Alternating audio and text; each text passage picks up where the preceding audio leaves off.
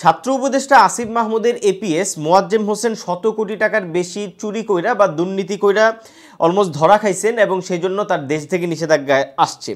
এগুলো আমরা জানি, এগুলো গত কয়েকদিন ধরে আমরা খুব আলোচনা করছি। কিন্তু এই ঘটনায়, এত বড় একটা ঘটনায় আপনারা কি আসিফ মাহমুদ সাহেবকে একবারের জন্য জাতির কাছে, মানুষের কাছে সরি বলতে দেখছেন?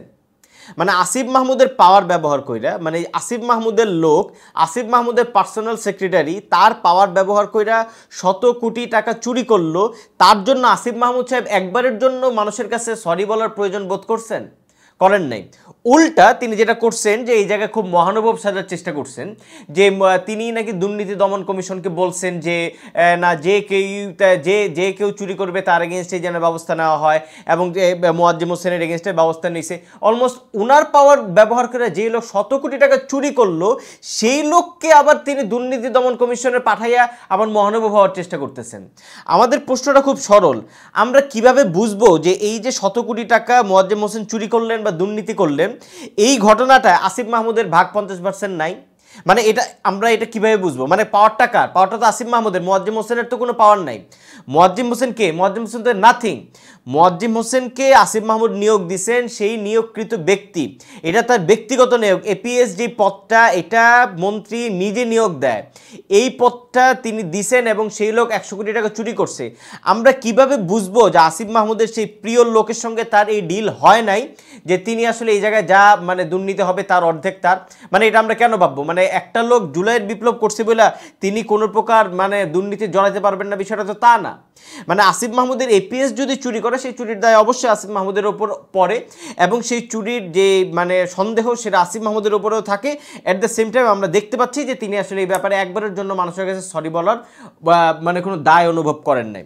অন্যদিকে দেখেন, আসিফ মাহমুদের বাবার একটা ঘটনা নিয়ে আমরা অনেক আলোচনা করছি, আমি এটা বেশি বলতে চাই না, বাট তার বাবারও একটা মানে সরাসরি মানে কি বলে ইনফ্লুয়েন্স খাটায় আসিফ মাহমুদের পাওয়ার ব্যবহার কইরা ঠিকাদারি ইত্যাদি নেওয়ার একটা ভয়াবহ দুর্ঘটনা বা বাজে ঘটনা আমরা দেখছিলাম। সেই ব্যাপারেও কি আসিফ মাহমুদ একবারের জন্য সরি বলছেন?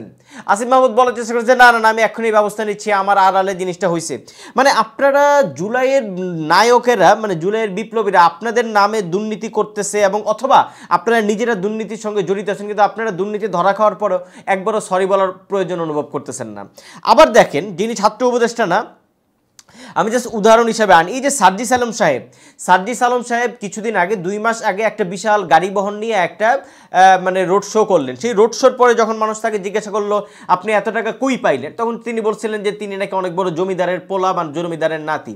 পরে মানুষ আবার খুঁজে বাইর করছে যে তিনি আসলে কোনো জমিদারের পোলা টোলা না, আমাদের মতোই, আমরা যেরকম সাধারণ ফ্যামিলি, উনিও একজন সাধারণ ফ্যামিলি। তো সাধারণ ফ্যামিলির পোলা হইয়া উনি আসলে 100টা গাড়ি নিয়ে রোড শো করতে ওনার কোনো দ্বিধা হয় নাই, এবং উনিও দেখেন একবারের জন্য এইসব ঘটনায় সরি বলার প্রয়োজন বোধ করে নাই।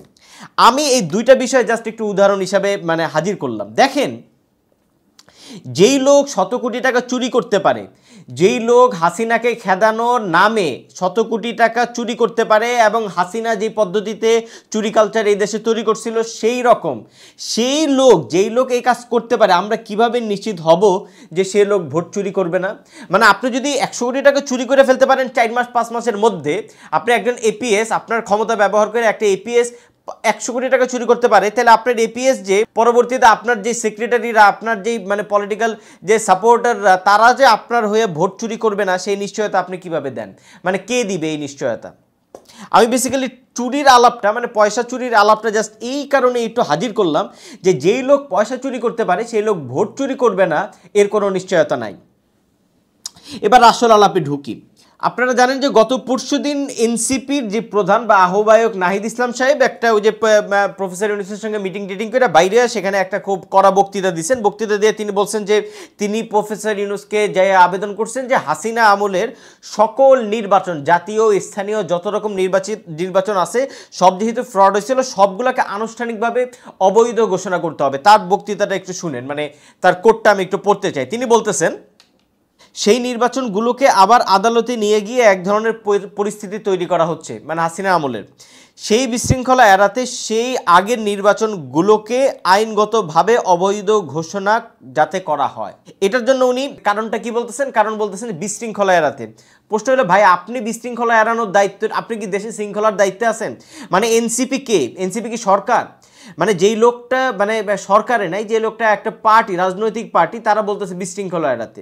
তো যাই হোক, মানে তার যে বক্তব্য অবৈধ ঘোষণা করতে হবে হাসিনা আমলের সকল স্থানীয় এবং জাতীয় মানে সকল ধরনের নির্বাচন, তার মানে গন্তব্য কি মানে কি কারণে তিনি এটা বলছেন তা খুব পরিষ্কার।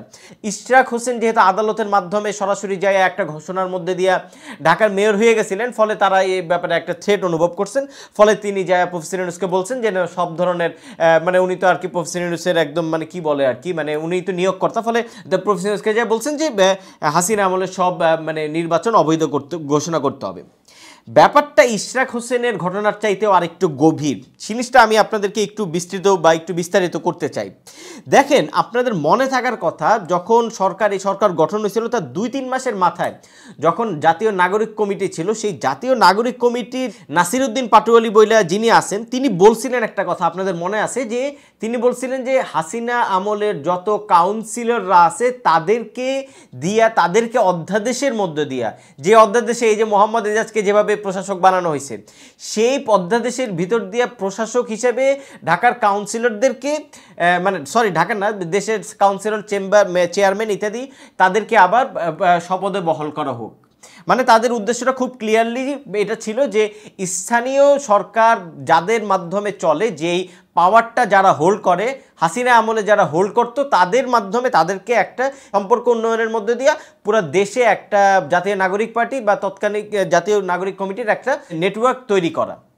যাই হোক, নাসিরউদ্দিন পাটোয়ারির এই বক্তব্যের সঙ্গে সঙ্গে তখন বিষয়টা নিয়ে ব্যাপক সমালোচনা হয়। সমালোচনার পরে তখন তারা বলে যে না, আমরা আওয়ামী লীগের কাউন্সিলরদেরকে শপথে পুনর্বহাল করার কথা বলি নাই, আমরা বলছি যে যারা স্বতন্ত্র পার্টি ইত্যাদি ভুগিচুকি, মানে স্বতন্ত্র পার্টিতে যারা দাঁড়াইছিল, সামান্তা শারমিন, উনি এই ধরনের একটা মানে বক্তব্য দিছিলেন যে তার আগের বক্তব্য খারিজ করে।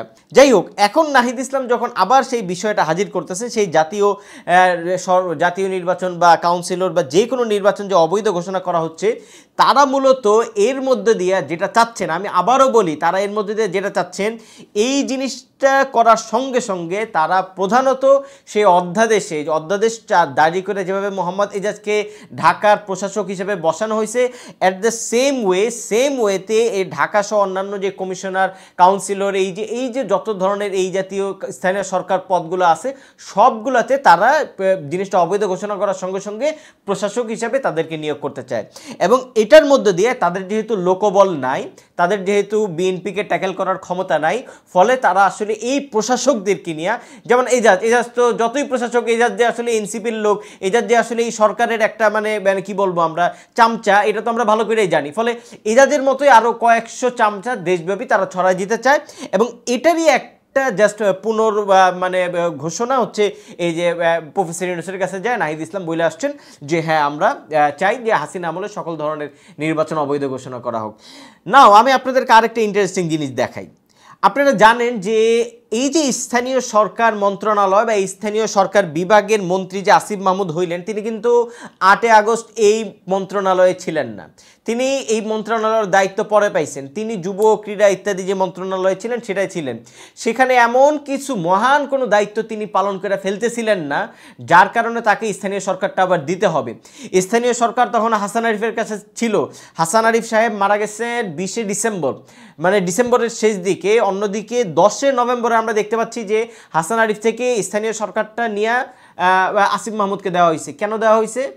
এবার যদি আপনারা একটু মিলান, ডটগুলা মিলান, যে কারণে নাসিরউদ্দিন পাটোয়ারি কাউন্সিলরদেরকে অধ্যাদেশ দিয়া, আওয়ামী লীগের এবং যে কোনো কাউন্সিলরদেরকে অধ্যাদেশ দিয়ে প্রশাসক বানানোর মানে আইডিয়াটা বাইর করছিলেন, একদম সেই রিজনেই আসিফ মাহমুদকে 10 নভেম্বর স্থানীয় সরকার মন্ত্রী বানানো হইল। এবং এই রিজনেই একই জায়গায় আসলে নাহিদ ইসলাম সাহেব এখন সকল ধরনের নির্বাচন বাতিল করতে চান এবং আসিফ মাহমুদকে ব্যবহার কইরা, আসিফ মাহমুদ যেভাবে মোহাম্মদ এজাজকে এই জায়গায় বসাইছে এবং ইশরাকের শপথ অনুষ্ঠানটা সে নিজ দায়িত্বে এবং একদম সরাসরিভাবে নিজে এটা ফাইট করে এটাকে রোধ করছে, অ্যাট দ্য সেম টাইম তিনি আসলে স্থানীয় সরকার দিয়ে পুরা দেশের মধ্যে এনসিপির একটা ক্ষমতা তিনি তৈরি করতে চান। এবার আমি আপনাদেরকে এই এনসিপি এবং এই সরকারের নেক্সট মুভটা বলে দিই। তারা এরপর যেটা বলবে, তারা এই দাবিটা যেটা বলবে, অলরেডি তারা এই দাবি হাজির করতেছে, সেটা হচ্ছে যে আমরা নির্বাচনের আগে আমরা স্থানীয় সরকার নির্বাচন চাই, এবং এই স্থানীয় সরকার যে নির্বাচনটা হবে তার আগেই প্রচুর পরিমাণে প্রশাসক হিসাবে নিয়োগ আমরা দেখতে পারি। এবং তারপরে যাই আমরা যেটা দেখব সেটা হচ্ছে যে আসিফ মাহমুদ যেহেতু এই ঘটনায় নিজে একদম পক্ষভুক্ত, ফলে তার সরাসরি ইনভলভমেন্টে একটা নির্বাচন হবে। যেহেতু মানে বিএনপির এগেনস্টে তার লোকবল নাই, ফলে সেই আওয়ামী লীগের কাউন্সিলরদেরকে এখানে নিয়ে আইসা, সেই আওয়ামী লীগের যে কাউন্সিলররা বিএনপিকে ফাইট করতে পারে তাদেরকে এই জায়গায় বহাল করে, কাউকে আগে অধ্যাদেশে বসায়া, এই ধরনের নানান কুটকাচাল করে এখানে একটা মানে কি বলি আমরা, মানে সরকারি মদতপুষ্ট একটা নির্বাচন করা হবে, এবং তার মধ্যে দিয়ে একটা ব্যাপক দেশব্যাপী একটা পাওয়ার তৈরি করা হবে।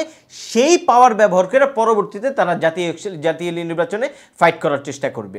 এনসিপি যে একটা কথা দিনে 14 বার করে বলে, গত 2 দিন ধরে 100 বার করে বলতেছে যে তাদের যেই 2 জন ছাত্র উপদেষ্টা সরকারে আছে, একজন আসিফ মাহমুদ এবং আরেকজন মাহফুজ আলম, তারা এনসিপির কেউ না। এটা আপনি দুনিয়ার কাকে বলবেন? এই কথাটা দুনিয়ার একটা লোককে বিশ্বাস করবে যে আসিফ মাহমুদ এবং মাহফুজ আলম এনসিপির বা ছাত্রদের যে পার্টিরা আছে তাদেরকে সাহায্য করতেছে না? এই কথাটা দুনিয়ার কে বিশ্বাস করবে?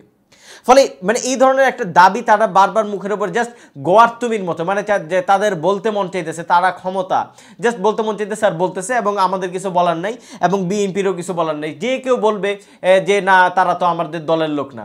অ্যাট দ্য সেম টাইম তারা আরেকটা কাজ করতে, সেটা হচ্ছে তারা নির্বাচন কমিশন বিএনপি দিয়ে ভইরা গেছে, এই ধরনের একটা ব্যাপক মানে কি বলে এটারে, মানে খুবই প্রবলেমেটিক একটা টার্ম বারবার ব্যবহার করতেছে। নির্বাচন কমিশন বিএনপি দিয়ে ভইরা গেছে, এই কথাটা আপনি কোন সাহসে বলেন? যেই নির্বাচন কমিশন জাস্ট একটা গেজেট প্রকাশ করছে, এবং এই গেজেটের জন্য আদালতের রায় ছিল। অ্যাট দ্য সেম টাইম আদালতের রায় নির্বাচন কমিশনে যাওয়ার পরে 10 দিন নির্বাচন কমিশন আইন মন্ত্রণালয়ের একটা এই ব্যাপারে মতামত যায়, জিনিসটাকে ফালাই রাখছিল। তারপরে আইন মন্ত্রণালয় বিষয়টা আগাইতে দেয় নাই, ফলে নির্বাচন কমিশন গেজেট প্রকাশ করছে। জাস্ট এই গেজেটটা প্রকাশ করছে, এখন তাদেরকে নির্বাচন কমিশন এখন বদল করতে হবে। এখন তাদের দাবিটা হচ্ছে, কয়দিন আগে তারা ঘেরাও করতে গেছিল যে নির্বাচন কমিশন এবং জাতীয় মানে নির্বাচনের আগে স্থানীয় সরকার ইলেকশন দেওয়া, তখন নির্বাচন কমিশন বলছে এটা আমাদের এখতিয়ার না, এটা সরকারের এখতিয়ার। তো যাই হোক, তো সেভাবে যে তারা আবার নির্বাচন কমিশন ঘেরাও করতেছে, নির্বাচন কমিশনের এখন একটা পরিবর্তন আনবে। নির্বাচন কমিশনে তারা এমন সব লোক, যেভাবে আসিফ মাহমুদ স্থানীয় সরকারের মাথা হিসেবে বসছে, অ্যাট দ্য সেম ওয়েতে নির্বাচন কমিশন তারা নিজেদের একদম পছন্দসই কিছু লোককে ঢুকানোর চেষ্টা করবে, তার মাধ্যমে তারা একটা স্থানীয় সরকার নির্বাচন করার একটা পায়তারা করবে।